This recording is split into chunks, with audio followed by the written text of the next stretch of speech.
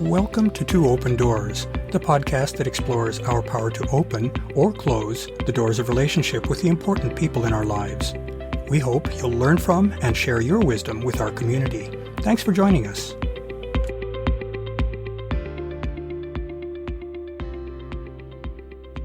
In our prior posts, we've described the many complex and often subtle factors that play into determining the compatibility or incompatibility of a relationship. Relationships are important to people, so we all pursue them to differing extents. That combination of relationship complexity with our human drive to relate is a virtual guarantee that some of our relationships will blossom and thrive, while others will fail to take root and grow. In this post, we'll consider what happens in the case of relationships that fail to thrive, that is, in relationships that for one or more reasons prove to be incompatible with our relationship goals, needs, and preferences. So, you find yourself on the tail end of new relationship energy, or NRE, and you hear a niggling little voice in your head that says, "Gosh, maybe this was a mistake." As the flush of early attraction dissipates, you have a growing awareness that some of the things that you were aware of regarding your beloved may not be as insignificant as you had initially thought. You have a growing, sinking feeling that the future is not all peaches and cream after all. It's likely that anyone who has pursued serious relationships has been through this disconcerting experience. As we've discussed in earlier posts, the early stage of a relationship consists of two distinct phases: initial attraction, during which we have access to only what we can perceive or know about an individual from the outside, and then a period of assessing chemistry, during which we interact with and react to our new partner. It's during that phase that we begin to accumulate the concrete experiences that tell us whether our initial perceptions during attraction are proving to be true or are inaccurate. It's during that phase that we can realize that the blush is off the rose. Becoming aware of a possible relationship incompatibility is not necessarily an easy realization to reach. In part, this is due to the reality that relationships are complex, involving personalities, personal needs, goals and preferences, and the varying life circumstances in which relationships play out. In the best case, it usually takes time to assess the fit between partners in each of these areas. In addition, part of the nature of human relationships is that we perceive our partners through the filter of our own expectations, hopes, desires, and perspectives. Perception is not a cold and objective process. Often, we're inclined to see what we want to see, not necessarily what's actually present. Seeing our partner through rose-colored glasses is an especially high risk in the early stages of a relationship. It's no surprise, then, that our assessment of our compatibility with our partner takes time to develop. Relationships, and especially romantic relationships, are freighted with numerous strong emotions: love, infatuation, joy, despair, gratitude, and many other emotions. As we all know, strong emotions are not especially supportive of our making reasoned and objective assessments or decisions. Once we set our heart on something, it's hard for one's mind to prevail in taking us in a different direction. Let's assume that at some point in a relationship, we begin to perceive a potential hitch in that relationship. If the signs aren't so clear that we can't ignore or misconstrue them, it's likely that we'll want to stay the course and gather more information. How much information is enough? If we know that changing course will cause us and/or our partner significant pain, we'll be tempted to keep postponing a decision to change, even as the evidence for the need to do so continues to accumulate. It's hard for us humans to trade a sure thing, even an imperfect one, for the potential of a better future. We can conclude that it's hard for us to discern a potentially insuperable incompatibility in a valued relationship, and it's even harder for us to decide to change or end that relationship in favor of shifting our interest in a different direction. If we conclude that we're facing some fundamental incompatibility in a deeply connected relationship, we're then faced with the question of whether and what to do about that. The psychological phenomenon of loss aversion states that humans favor avoiding a loss over achieving an equivalent gain. We tend to prefer to hang on to what we have, in the current context a potentially flawed relationship, over striving to gain something new of similar value, here a new and possibly better relationship. Loss aversion can keep us in a relationship longer than is healthy for us or for our partner. In addition to the inertia caused by loss aversion, significant changes in a relationship often come with painful and otherwise difficult emotions for both partners.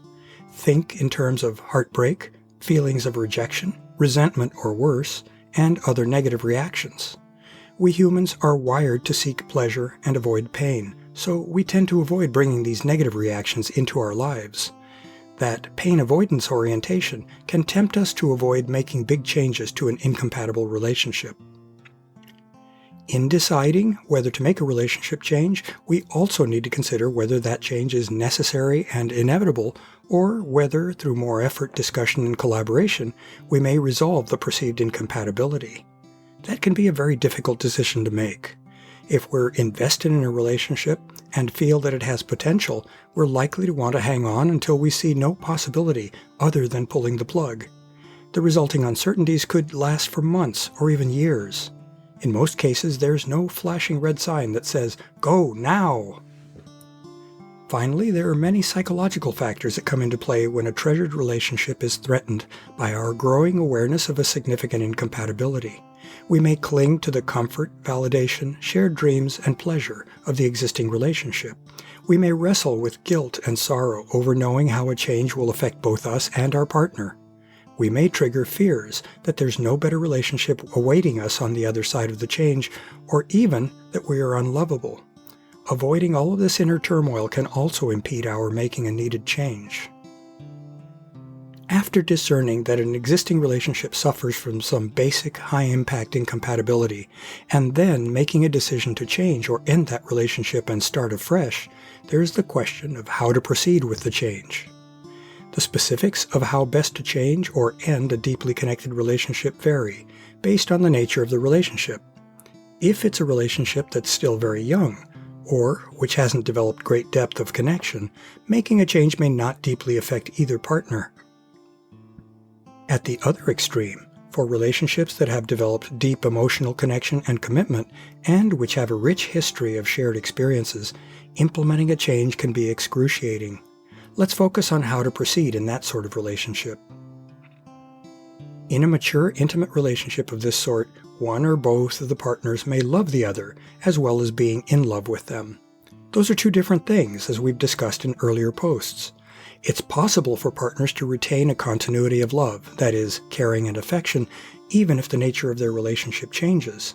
There may be some pain involved, but the qualities that invoked love between the partners are probably still present, even after a relationship change. I've seen such a continuity of love in many polyamorous relationships that undergo significant change in form. It's regrettable that such continuity often seems to be lost in traditional relationships that face a big change, such as in a divorce that ends a traditional monogamous marriage. It's interesting to contemplate the possible reasons for that difference. Dealing with changes to a relationship in which one or both partners are also in love with one another presents greater difficulties. That's the sort of situation that can induce heartache and deep mourning of loss. The attraction that occurs during being in love, that is, romantic attachment, is mediated by the hormones dopamine, norepinephrine, and serotonin, and that attraction can lead to oxytocin and vasopressin-mediated bonding with a partner. The neurochemical bases of this attachment can be very strong and durable. In fact, dopamine lies at the heart of addiction. That suggests that moving away from an incompatible relationship may require weakening or reversing all of this neurochemistry-based attachment. There are established techniques that can help one fall out of love. Those entail reducing contact with one's partner, not engaging in the intimate behaviors that can reinforce attachment, keeping oneself busy and active, including physically, and focusing on a future that holds a promise of better aligned future relationships. These techniques also include avoiding focusing on or thinking about the losses associated with the relationship change and staying socially engaged so as to avoid a negative spiral of compulsive thought about the loss or changed relationship. Falling out of love can be hard enough that professional psychological help may be necessary. The promise of making such a difficult change, though, is that there is life after experiencing an incompatible relationship. With more life experience and with the courage to make a change, one can make better, more discerning relationship choices in future. To learn more about Two Open Doors and to engage with our community, I'd like to invite you to visit the Two Open Doors private Facebook group, the Two Open Doors meetup group, and the Two Open Doors website and blog at twopendoors.com. I also invite you to contact me directly by writing to me at Claude, CLAUDE, at twopendoors.com. I'd love to hear from you, and I'll use your inputs to guide my work on future blog posts and podcast episodes. Thanks for visiting Two Open Doors.